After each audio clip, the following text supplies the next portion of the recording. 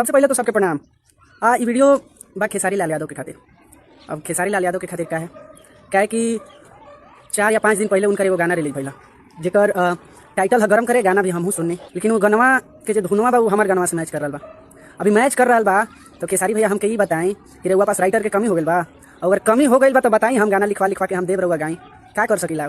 दूसर के खाली गाना उठाई रहुआ, कम से कम बढ़िया गाना लिखिए, बढ़िया गाइए। कायला दूसर के खाए के फेरा में लगल रहते हैं महाराज। हमेशा तो सबके दवाइए के आप आगे बढ़े हैं, तो कम से कम बढ़िया चीज़ करिए जो अच्छा लगे, सबके अच्छा लगे, सबके मन पे चढ़िए, दिल पे राज करिए, बढ़िया बात है। लेकिन दूसर के गाना उठा के नहीं गाइए, दूसर के ट्यून उठा के नहीं गाइए।